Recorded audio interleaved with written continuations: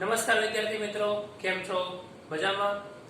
અત્યારે આપણે ધોરણ 11 વાણિજ્ય વ્યવસ્થા અને સંચાલન વિષયમાં ઘણો બધો આગળ અભ્યાસ કરી ગયા છીએ, જેમાં ચેપ્ટર નંબર 1 ની આપણે શરૂઆત કરી દીધી છે,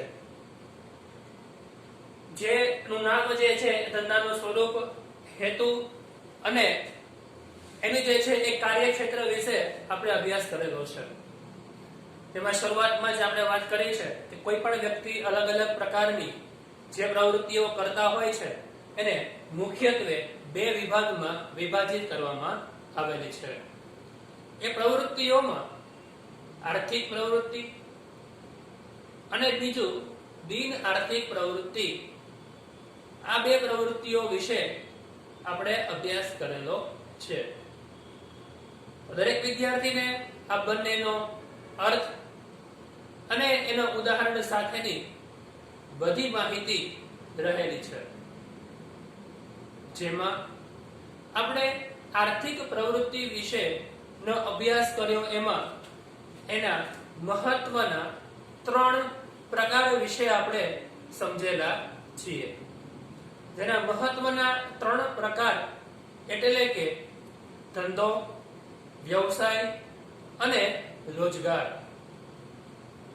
છેલ્લા 2 લેક્ચરમાં એક પછી એક એમ સૌપ્રથમ પહેલું એટલે કે ધંધો એટલે શું, બીજા લેક્ચરમાં છેલ્લે આપણે વ્યવસાય વિશે પણ માહિતી મેળવી હતી કે કોઈ પણ વ્યક્તિ વિશિષ્ટ પ્રકારનું જ્ઞાન મેળવી, અનુભવ, લાયકાત અને તાલીમી શિક્ષણ મેળવ્યા બાદ ઈ સેવાનો લાભ જાહેર જનતાને જરૂરિયાત પ્રમાણે આપે છે અને એના બદલામાં વળતર સ્વરૂપે ફી મેળવે છે, જેને આપણે વ્યવસાય તરીકે ઓળખીએ છીએ. જેમાં ઘણી બધી લાક્ષણિકતાઓ પણ સમજાતા અને સાથે સાથે આપણે ઉદાહરણ પણ એના સમજેલા છીએ. જેમાં આપણે ડોક્ટર, વકીલ, ચાર્ટર્ડ એકાઉન્ટન્ટ, આ બધા સાથે ઘણા બધા જે વ્યક્તિઓ ફી સાથે કામ કરે છે, એવા દરેક વ્યક્તિઓનો સમાવેશ ત્યાં વ્યવસાયમાં કરવામાં આવશે. હવે આપણે જે મુદ્દો સમજવાનો છે એ આપણે સમજવાનો છે રોજગાર. આ પણ છેલ્લા લેક્ચરમાં આપણે રોજગારની એક વ્યાખ્યાની સમજૂતી મેળવી હતી. અત્યારે આપણે આ રોજગારની વ્યાખ્યાને એકવાર રિફર કરીશું અને પછી આગળ એનો અભ્યાસ કરવાનો છે. તો ઇન શોર્ટ તમને મેં પહેલા લેક્ચરમાં સ્ટાર્ટિંગમાં જ મેં કીધું હતું કે રોજગારને એક પારિભાષિક શબ્દમાં ટૂંકમાં સમજાવવું હોય તો કયા નામે ઓળખાય? તો રોજગારને આપણે એક સરળ ભાષામાં, સરળ શબ્દમાં આપણે કહી શકીએ, તેનું નામ છે નોકરી. તમે લોકો પણ અત્યારથી એવો ગોલ રાખતા હશો કે 12મું ધોરણ પૂરું કર્યા પછી, કોલેજ કર્યા પછી એ સમય દરમિયાન તમને કોઈ જગ્યાએ નોકરી મળી જાય. આપણા પરિવાર તરફથી પણ આપણી એ લોકોની મહત્વાકાંક્ષા હશે, ઈચ્છા હશે કે ભાઈ દીકરા કે દીકરીને સારી એવી નોકરી મળી જાય. તો આ નોકરીનો વિસ્તૃત અર્થ શું થાય, નોકરીની લાક્ષણિકતાઓ શું છે, એના વિશે આપણે અત્યારે આ લેક્ચરમાં સમજૂતી મેળવવાની છે. તો આ અર્થને આપણે વિસ્તૃત માહિતી મેળવીએ તો જોવા જાવ તો નિશ્ચિત વેતનના બદલામાં, એટલે કે જે કોઈ પણ કંપની છે, સંસ્થા છે કે જે બીજા વ્યક્તિને કામે રાખવાનું કામ કરે છે, નોકરીદાતા છે, તો એ વ્યક્તિ પોતાની પોસ્ટ ઉપર, પોતાની જગ્યા ઉપર એ વ્યક્તિને કામ કરવા બદલ નક્કી કરેલું વેતન આપે છે. જેમ કે કોઈ બેંક છે, બેંકમાં એક પોસ્ટ જે છે એ મેનેજરની ખાલી પડે છે, અથવા બેંકમાં કોઈ કેશિયરની જગ્યા ખાલી પડે છે, અથવા તો કોઈ પણ સ્થળ ઉપર જ્યાં કંપની કે સંસ્થા છે ત્યાં એક વિભાગમાં એક કર્મચારીની જરૂર પડે છે, ત્યારે એ કર્મચારીને નિશ્ચિત કરેલું એના કામના બદલામાં વેતન આપવામાં આવે છે. તો આવા પ્રકારના અન્ય સાથેના કરાર અનુસાર અહીંયા બે વ્યક્તિ કરાર કરશે. કોણ કોણ કરાર કરે? તો એક વ્યક્તિ નોકરી મેળવનાર, ધારો કે આપણે નોકરીની જરૂર છે તો આપણે નોકરી મેળવનાર થઈ ગયા, અને બીજા વ્યક્તિ એ નોકરી આપનાર. તો આ બે વ્યક્તિ સંસ્થા વચ્ચેના કરારો છે. જેમ કે શાળા છે તો શાળામાં કોઈ એક વિષય શિક્ષકની જરૂર પડે, એમ ગુજરાતી, અંગ્રેજી, ગણિત, વિજ્ઞાન, એકાઉન્ટ, સ્ટેટ, તો ભાઈ એ જગ્યાને ખાલી છે તો એને ભરવા માટે આ સંસ્થા શું કરશે? તો આ સંસ્થા જાહેરાત આપીને નવા કર્મચારીઓને એ પોસ્ટ માટે બોલાવે છે, એને કહેવાય નોકરી માટે બોલાવવા. તો અહીંયા જે શાળા છે એ જે કર્મચારી શાળા સાથે જોડાવા માંગે છે એ બંને વચ્ચે જે છે એક લેખિત કરાર થાય છે. અને કરાર અનુસાર સોંપાયેલું કાર્ય કરવાની પ્રવૃત્તિ છે. એટલે કે શાળામાં હવે એ વ્યક્તિ જ્યારે જોડાઈ જાય છે ત્યારે શાળા દ્વારા જે કોઈ પણ નિયમો આપવામાં આવે છે, જે કોઈ પણ કાર્ય સોંપવામાં આવે છે, નીતિ નિયમ સોંપવામાં આવે છે, એ મુજબ એને હવે કાર્ય કરવાનું હોય છે. એટલા માટે અહીંયા નિશ્ચિત વેતનના બદલામાં અન્ય સાથેના કરાર અનુસાર સોંપાયેલું કાર્ય કરવાની જે આખી પ્રવૃત્તિ થાય છે એને આપણે રોજગાર તરીકે ઓળખીએ છીએ. તો અહીંયા આપણે આ ખાસ બાબત યાદ રાખવાની છે. જેમ કે શાળામાં શિક્ષણ કાર્ય કરતા શિક્ષક, તો શિક્ષક એ રોજગાર છે, નોકરી કરે છે. સરકારી વિભાગના કોઈ પણ કર્મચારી, તો સરકારી વિભાગ કોના હસ્તક ચાલે છે? કેન્દ્ર સરકાર હસ્તક ચાલે છે. તો એ વિભાગમાં જેટલી પણ પોસ્ટ પડે છે, ક્લાસ 3 ઓફિસર હોય, ક્લાસ 2 ઓફિસર હોય કે ક્લાસ 1 ઓફિસર હોય, એ બધા કર્મચારી જે છે એ નોકરી કરે છે એવું કહી શકીએ છીએ. બરાબર? તો એ બધા સરકારી કર્મચારીઓ છે, નોકરી કરે છે. તો અહીંયા શાળામાં શિક્ષણ કાર્ય કરતા શિક્ષકો, સરકારી કર્મચારી, એની સિવાય ઘણા બધા વ્યક્તિઓ જેનો સમાવેશ છે એ નોકરીની સેવામાં કરવામાં આવે છે. તો આપણને પ્રશ્ન થાય કે ભાઈ આ નોકરી જે સમય દરમિયાન થાય છે, નોકરી જે લોકો કરે છે તેમાં કઈ કઈ બાબતો ધ્યાનમાં રાખવી પડે? એમાં પહેલું કીધું છે શારીરિક અને બૌદ્ધિક કાર્યના બદલામાં યોગ્ય વેતન આપવામાં આવે છે. ધારો કે સરકારી વિભાગ છે તો સરકારી વિભાગમાં ક્લાસ 3, ક્લાસ 2, ક્લાસ 1 એમ 3 ડિપાર્ટમેન્ટ પાડેલા છે. શા માટે છે? કારણ કે એ ડિપાર્ટમેન્ટમાં આધારે શારીરિક અને બૌદ્ધિક કાર્ય અલગ અલગ છે. ક્લાસ 1 ઓફિસર હોય તો એઆઈએસ છે, આઈપીએસ છે, બરાબર? તો એવા જે ઉચ્ચ પોસ્ટ ધરાવતા જે કર્મચારીઓ છે, અધિકારીઓ છે, એને શારીરિક અને માનસિક બંને રીતે મજબૂત હોવા જોઈએ. તો એ લોકોનો સેલેરી વધારે હોય.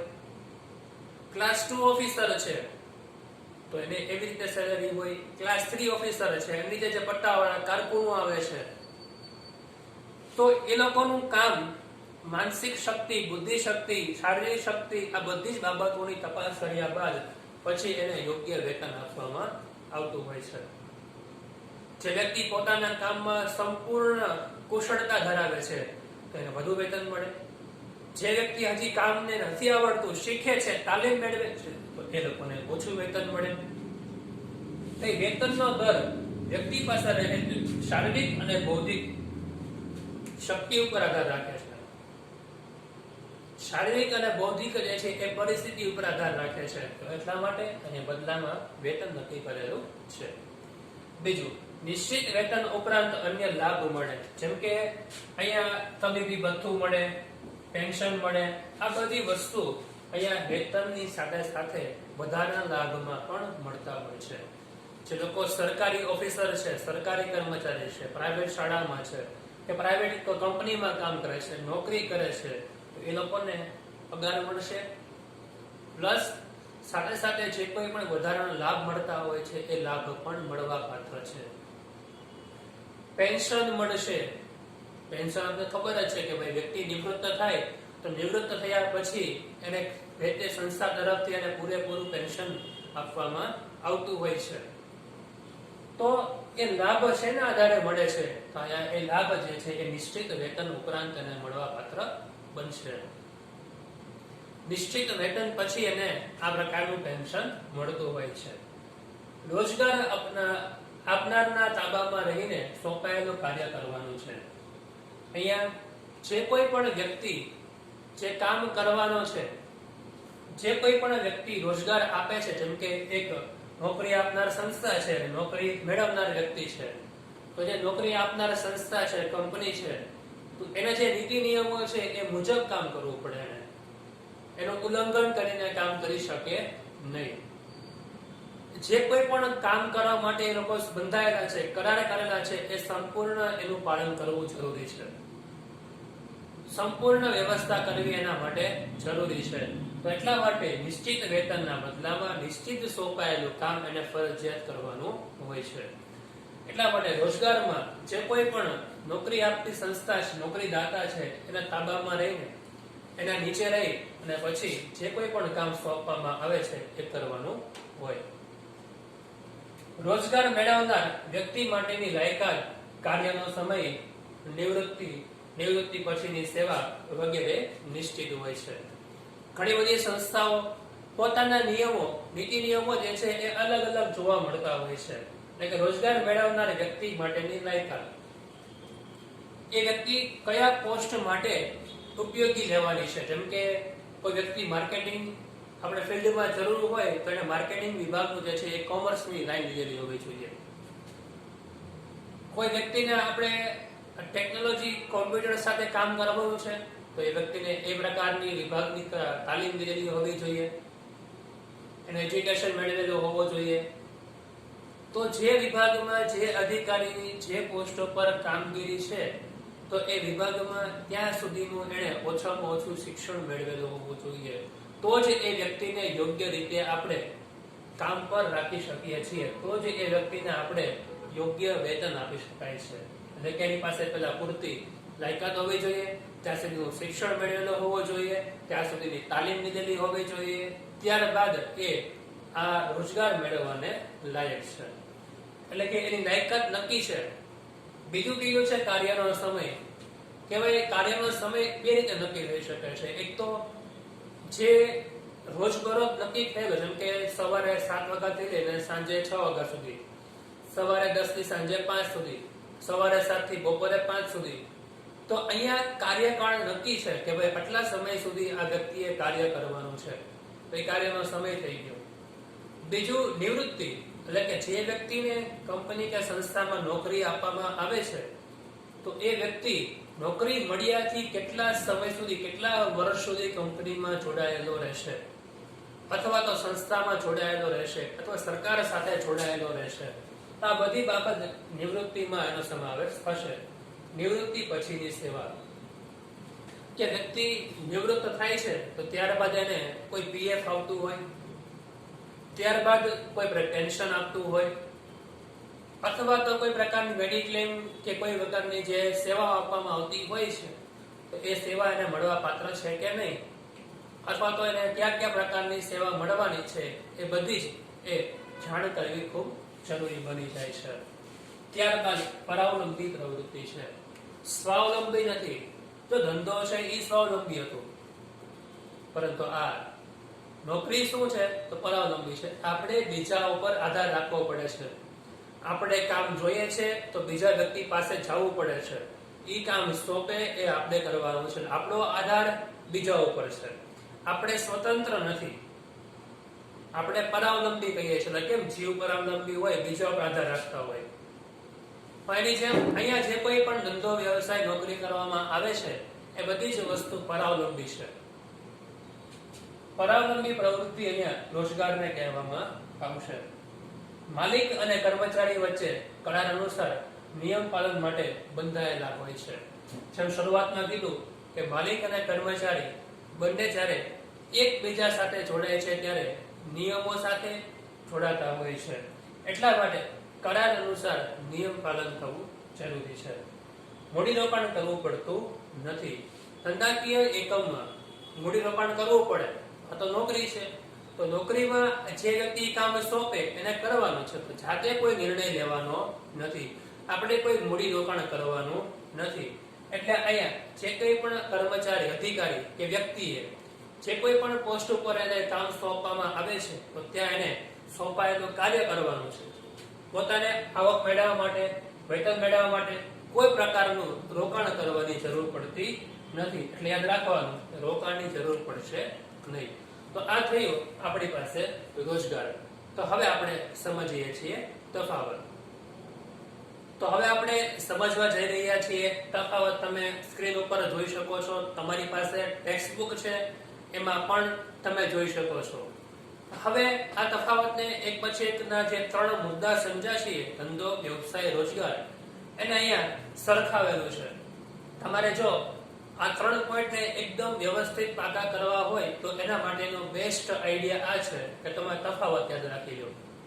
તમને તફાવત યાદ રહી જશે, તમને આખો જે છે એ 3 પોઈન્ટ એકદમ ક્લિયર થાય છે. ડન. તો આપણે એને એક પછી એક સમજીએ. સૌપ્રથમ પહેલું છે કાર્યનું સ્વરૂપ. ધંધો જે છે એ નાણાંના બદલામાં ગ્રાહકને વસ્તુઓને ચીજવસ્તુઓ સેવા પૂરી પાડી મુખ્ય જે છે એ કામ કરે છે, એનું સ્વરૂપ છે વસ્તુ કે સેવા પૂરી પાડવી. વ્યવસાય, તો વ્યવસાય જે છે એ ફીના બદલામાં નિશ્ચિત સમયે નક્કી કરેલી જે કોઈ પણ પ્રવૃત્તિ છે એ કરવી અને સેવાકીય પ્રવૃત્તિ કરવી. પણ કેવી રીતે કરશે? તો અહીંયા જે છે એ વ્યક્તિ ફી લેશે, તો ફીના બદલામાં આ પ્રવૃત્તિ કરવામાં આવતી હોય છે. અને ત્રીજું રોજગાર, તો કરાર અનુસાર, નિયમો અનુસાર કાર્ય કરવાનું હોય છે. ધંધામાં નફો કમાવા માટે પ્રવૃત્તિ કરી વસ્તુ વેચાણ ખરીદી કરવાની હોય. વ્યવસાયમાં ફીના બદલામાં જે કોઈ પણ સેવા છે એ પૂરી પાડવાની છે, લોકોની જરૂરિયાત પૂરી કરવાની છે. અને રોજગારમાં જે કોઈ પણ માલિક અને કર્મચારી વચ્ચે કરાર થાય છે, એ કરાર અનુસાર કાર્ય કરવાનું હોય છે. તો એને કાર્યનું સ્વરૂપ તરીકે ઓળખવામાં આવશે. એકદમ બધાને ક્લિયર. પછી છે લાયકાત. તો ધંધો કરવા માટે કયા પ્રકારની લાયકાત જોઈએ? તો ધંધો કરવા માટે કોઈ પ્રકારની શૈક્ષણિક લાયકાતની જરૂર નથી. તો કેવું સારું કહેવાય, એના માટે ભણવાનું જ નહીં. સાચી વાત ને? યસ. ધંધો કરવા માટે કોઈ જાતની તમારે એજ્યુકેશનની જરૂર નથી. તમે ભણેલા ન હોય તો પણ ચાલે, 2, 3, 5, 7 ભણેલા હોય તો પણ ચાલે. પણ એના માટે કોઠા સૂઝ જોઈએ, એના માટે તમારી પાસે આવડત જોઈએ, બુદ્ધિ ચાતુર્ય જોઈએ, બોલતા સામેવાળા વ્યક્તિ સાથે ડીલ કરતા આપણને આવડવું જોઈએ. આ બધી વસ્તુ પોતાની અંદરની વાત છે, પોતાની શક્તિની વાત છે. ન ભણેલા વ્યક્તિ પણ સૌથી મોટો બિઝનેસ અત્યારે કરે છે, એ તમારા ઉપર છે. એટલે કે લાયકાતની જરૂર નથી. પછી કીધું છે વ્યવસાય. વ્યવસાય છે એ દરમિયાન એને તાલીમી શિક્ષણ મેળવવું પડે, અને શૈક્ષણિક લાયકાત મેળવવી પડે, અને વિશિષ્ટ પ્રકારના જ્ઞાનની જરૂર પડે. અને રોજગારમાં કાર્યના સ્વરૂપને આધારે એની લાયકાત નક્કી કરવામાં આવતી હોય છે. જો કાર્યનું સ્વરૂપ જે છે એ મજૂરી ટાઈપ હોય તો એમાં બહુ વધારે પડતી જે છે એ શૈક્ષણિક લાયકાત ન હોય. 10 પાસ 12 પાસ તો ઇનફ થઈ ગયું. બુદ્ધિશક્તિ ચાતુર્ય વાળું કામ હોય તો ગ્રેજ્યુએટ, પોસ્ટ ગ્રેજ્યુએટ સુધીનું હોય. તો જે પ્રકારનું કાર્ય એના આધારે લાયકાત નક્કી કરવામાં આવતી હોય છે. પછી ત્રીજું છે બદલો કે વળતર. કોઈ પણ વ્યક્તિ ધંધો કરે તો એના બદલામાં શું મળે? તો ધંધાર્થીને ધંધાના બદલામાં નફો મળે. જે લોકો વ્યવસાય કરે છે તો વ્યવસાય એ જે સેવા આપે છે તો એના બદલામાં એમને ફી મળતી હોય છે. અને રોજગાર કરે છે તો એને એના બદલામાં પગાર મળતો હોય છે, અથવા નિશ્ચિત વેતન મળતું હોય છે. મૂડી, તો ધંધામાં આ ધંધાને આગળ ચલાવવા માટે, સ્વરૂપને વિકસાવવા માટે ધંધાના સ્વરૂપ અને પ્રકારને આધારે મૂડીની જરૂરિયાત રહેતી હોય છે. ધંધાનું સ્વરૂપ વિશાળ હોય, અલગ અલગ પ્રકારનું હોય છે, તો એ સમય દરમિયાન મૂડીની જરૂર વધારે પડે. ધંધાનું સ્વરૂપ નાનું હોય તો મૂડીની જરૂર ઓછી પડે. ધારો કે તમારી પાસે કોઈ કેમિકલ્સ મોટી કંપની છે તો ત્યાં મૂડી રોકાણ વધારે કરવું પડે. તમારી પાસે નાની જે છે એ પેઢી છે તો ત્યાં મૂડીની જરૂર ઓછી પડે. બે ધંધો કહેવાય છે. પછી છે વ્યવસાય. તો સ્થાપના સમયે મર્યાદિત મૂડીથી વ્યવસાય તમે શરૂ કરી શકો છો. વકીલ હોય તો એક નાની સરસ મજાની ચેમ્બર બનાવીને અને એમાં પોતાનો ધંધો કરી શકે છે.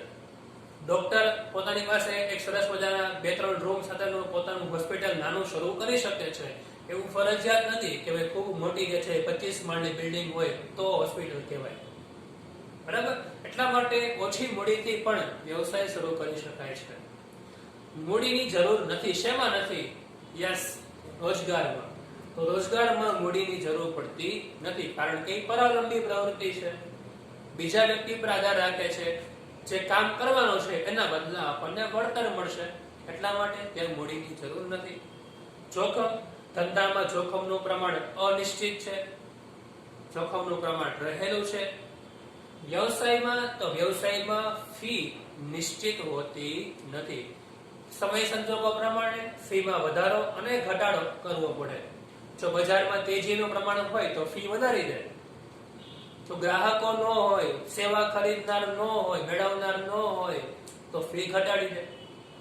તો ફી નિશ્ચિત હોતી નથી. અને તો રોજગારમાં નિશ્ચિત ચોક્કસ વેતન મળતું હોવાથી જોખમનું પ્રમાણ નહીવત છે.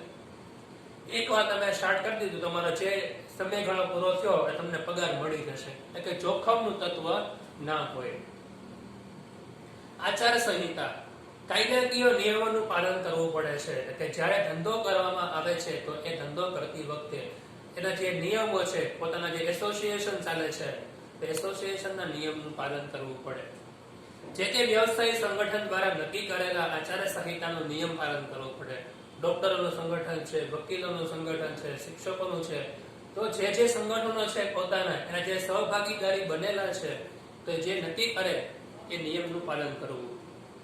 કરાર દ્વારા નક્કી કરેલા નિયમોનું પાલન કરવાનું છે.